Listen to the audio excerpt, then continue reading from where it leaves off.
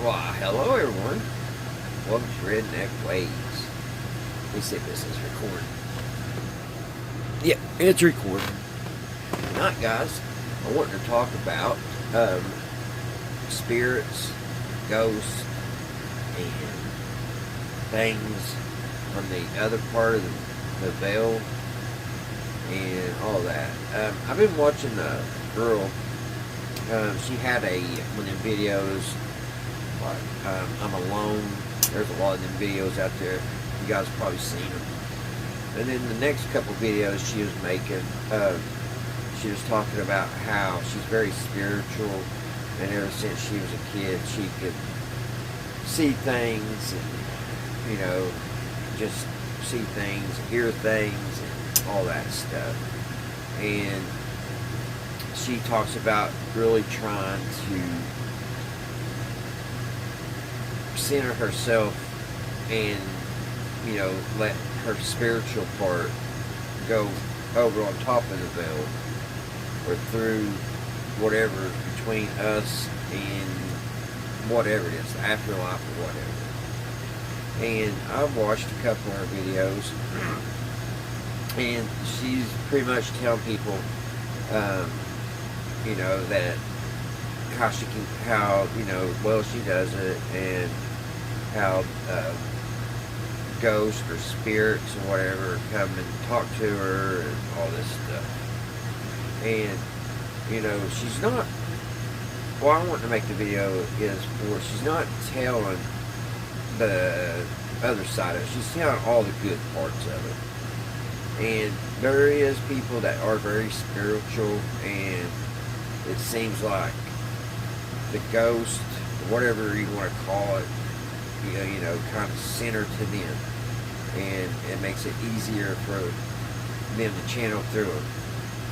And I think I've always been that type of person myself. I've never wanted to be that way, to tell you the truth. My first encounter scared me to death, which I'll tell you that when we get started right here in a second. But I have just tried to stay away from it the last few years. I always, there at first, for years, I thought it was cool, and that I was really, thought it was neat, and tried to see if you can talk to something, get something to move something or whatever. I just thought it was the neatest thing, the unexplained. But let's go back to 1989. 1989 is my first experience with anything. My papa on my mom's side, he was a school bus driver, but for some reason he made decent money, but for some reason he would rent these really old homes, and they wasn't condemned, but they was pretty shabby. Well, he got this house, like I said, 1989, and at one time back in I think the house was built in 1890, and so it was beautiful at that time. Back then, it was a beautiful home. It was a big 2-story, huge. It had the big oak pillars in the front. I mean, just absolutely beautiful home back in the 1800s, and it sat on top of a hill. But when him and his second wife, when they was renting it was kind of ran down, and there was actually a few rooms that nobody went into because it had leaked in the past and had water damage and stuff, so they didn't use those rooms. They just had them boarded over. And this house, I believe, had like 7 bedrooms. It was a big home. But anyway, my papa, he had a little room upstairs. It's just a little tiny room, and it was his TV room. He had a little black and white TV in there, and a couch, and that's where he watched his news every night.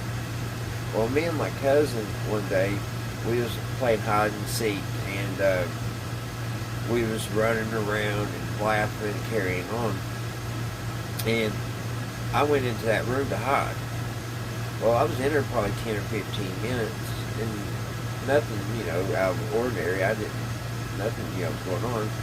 But then when my cousin, when she came and she found me, you know, we was like laughing and giggling, and I think I was jumping up back on the back of the couch, and I got this most horrible cold chill, like running down. I mean, when you feel something, you know something there. That room got super cold. It was just not right. And me and my cousin, we looked at each other, and I mean, because she felt it too, and I didn't say anything, and we booked it downstairs, and we about killed each other getting down them stairs, but we got down there, and my papa's wife, and she's like, "Y'all saw the ghost, didn't you?" And we was like, "Well, no, we didn't see anything, but we sure felt something." I think I was like 10 years old. So that was my first experience of anything. And I've had so many other experiences after that. But the one that, you know, back in early part of 2000, 2001, 2002, maybe it was a little later. Maybe it was like 2011. But anyway, we had moved out of a haunted house. And I want to do a whole story on that. And actually, people's getting ready to move out of that house now, and it don't stay rented super long, because the ghost there, it's not a bad ghost, but it's just a very aggravating ghost. And if you're a female, it loves to sit down beside you on the bed. And there's a lot of voices and a lot of things getting moved around and stuff. So one day I like to actually go there and do a video there. And like I said, they are moving as I'm making this video. But I'm wanting to talk about, guys, back, I think it was 2011, 2012, we lost our, my wife, my spouse, she lost her oldest brother. And that kind of put a big damper in our family. And her mom and dad just never got over it. And nobody, you know, the families didn't get over it. Now, I was really close to her brother, too. So, that put, like, this horrible black cloud for years around her family. And, of course, I was part of the family. And one day, you know, because we eventually moved out of that house I was just telling you about that was haunted. We moved right across the street from her parents. And about 2 to 3 weeks later, we was sitting in our kitchen, and we heard the front door open and shut, the store door. And nobody, we looked and there wasn't nobody. And we heard that a few times, so we always kind of just thought that was her brother, you know, coming to visit her. And, because, I mean, after we moved out of that one house, we was just used to ghosts and weird things happening. And anybody that visited, I mean, it wasn't shy. I mean, you didn't have to sit there and make someone believe anything, because all they had to do was come over and watch a movie or something. It would drive you nuts, because when you're watching a movie in the living room, you would face toward the road, and that's where the TV was, in the corner, and behind was the kitchen. It was like a divider. It had like these little pillars, like things, and like a divider. And there was the dining room, and then behind that was the kitchen. It would drive you absolutely crazy, because all you would hear, it sounded like they would holler your name, or it's just making a bunch of noise. And it would. And like I said, it really drove, it tormented the women more than the guys. But, so we just thought that was Eric that came in that day to visit his sister. So it went on. Well, I say we lived in a house. Well, I did. I lived there 15 years. We kind of split up here the last couple of years. I mean, we're still really good friends and stuff. And she knows if she needs me, where I'm at. But anyway, we was there for a very long time. And probably about 5 years, I was kind of, I wouldn't say I wasn't like doing no Ouija boards or nothing like that, but I always watched ghost movies, and I always just wondered, you know, I would just kind of get, like, try to make spirit boxes, all that, and trying to get contact with the other side. So I did that for a while, Well, it started kind of, it didn't, whatever moved into our home, it started out really slow. Um, One night I heard like something in the kitchen kind of just rumbling around. And of course, we would have field mice every once in a while too. We had to put out traps and stuff and get rid of them. But every great once in a while, field mice would come in. So I just chalked it up as it being a field mouse. But it was making a lot of noise in there. So about a week went by, and I was asleep. I fell asleep there on the couch in the living room watching. I forget what I was watching, but I had watched. I remember back then I used to watch a lot of movies and pass out on the couch. And that was one of the nights, and I passed out on the couch. And then about 2:30 in the morning, I heard a big old racket in the kitchen and a big boom. Well, I went in there, and the coffee pot came out of the coffee maker, out of the cradle, and it fell. It was in the floor. It fell to the floor. When I walked in there, it was sitting there spinning. And I was like, what in the world? And I put that coffee pot back up in the coffee maker, and I tried to make it fall out. And there's just no way, because it had a little button. Like when you push the coffee pot in, there was like this little spring, and it would come down and push on top of the pot. That way it wouldn't just fall out. So it took some force. It wasn't, what I'm trying to say, it wasn't just going to fall out. So that really started getting me wondering what in the world was going on. Well, about a month, two later, me and my spouse, we were starting to argue all the time. I mean, more than usual. We always kind of picked at each other when we was bored or whatever, but it was really getting bad. And just, it seemed like when I got home from work or whatever, it just felt very overwhelming, and it's like something just kind of, just pressure around you. It just did not feel right. And that went along,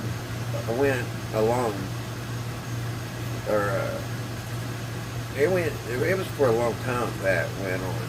And it just kept getting worse. Just a little bit more. And what I was doing, I was sinking more in depression. It seemed like every week I was getting more and more depressed and gloomy and just not happy. But I noticed when I would go to work and whatever, when I was on the outside, that feeling, that pressure, that whatever it was, kind of pushing around me and making me feel irritable and stuff, it would lift. It wasn't so bad. I mean, it didn't all go away, because whatever this was kept me down so much. It took months after we finally got rid of whatever it was to actually get feeling better. But anyway, that started happening. Like, we was just arguing all the time, and it's just, I kept getting deeper depression. We started something happened to our bed. I forget what it was. I think the box spring, something broke. And so we was using the middle room. It was a 3-bedroom house, and our daughter had moved out already. So we was sleeping in her room on a twin bed, and we slept there for like a month. But I remember in the partition wall on the other side was that kitchen. And we would hear her talking all the time. I mean, just, it's hard to explain. It's like, it's talking, but you can't make what they're saying. It's like 2 or 3 voices just mumbled up. And I remember, I thought that my spouse was asleep. And I was just sitting there with the covers like this, like, what is going on? Am I hearing this? And what is going on? Because it was like really, really creepy. Well, she wasn't asleep. She rolled over and looked at me. She goes, "Are you hearing that?" I was like, "Yes, I am." I thought I was going crazy. I'm so glad you're here. She said, "What in the world is that?" I was like, "I don't know." Well, it just kept going on. Hearing noises. We would lose things all the time. All the time. It's like I would place something on the table, go back, it was gone. and then a month later find it in the weirdest places where I never went. I mean, it'd be underneath like some blankets in the closet that we hadn't saw since the winter before. You know what I mean? Just all kinds of weird stuff. So I was like, all right, I've got to figure. And I prayed. I was like, God, please help me get rid of this thing, because it was getting really bad. Now my son, I don't know if it ever bothered him or not. I don't know. He never said anything, and we never mentioned it because we didn't want to scare him. So what came to me was draw a cross, and I put a pyramid on the top. I put a pyramid on each side of the cross and a pyramid on the bottom. And for some reason, I put a sword through it. That was me. That just me finished the drawing. And I hung it on the refrigerator door. Well, things started getting a little bit better, and it was real slow getting better, you know. I mean, it just didn't go away overnight, though. We still heard things still came out missing, but it was getting better. And it seemed like that pressure, you know, was lifting, and the depression and all that was kind of lifting too.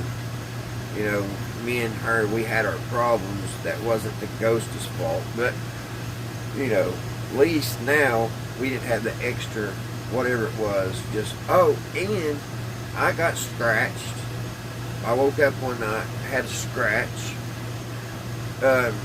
She came to me, and when we look at her back, she had 2 or 3 whelps on her back one morning. That whatever it was getting vicious. So I don't know. I never looked up what a cross with the 4 pyramids mean or whatever. It just came to me when I prayed, and it worked, and that's all that mattered. And it's still today, and she watches my videos sometimes, and I guarantee if she's watched, it's probably still hanging on the refrigerator, which I hope it is, because whatever it was not up to anything good.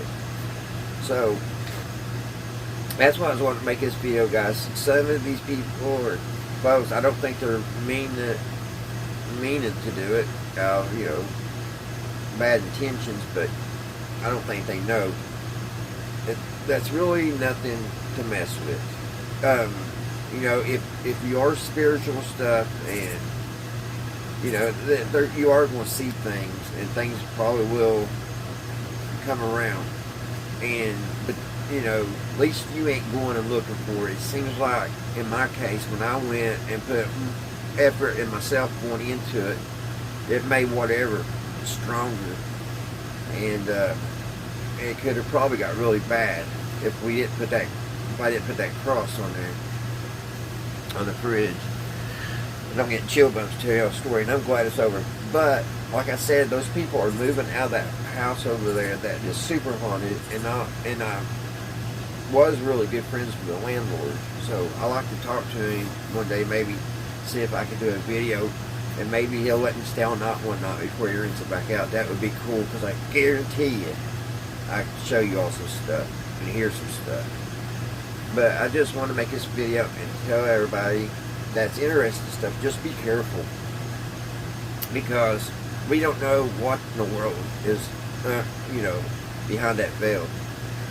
And some of it is good, and there's some of it not good.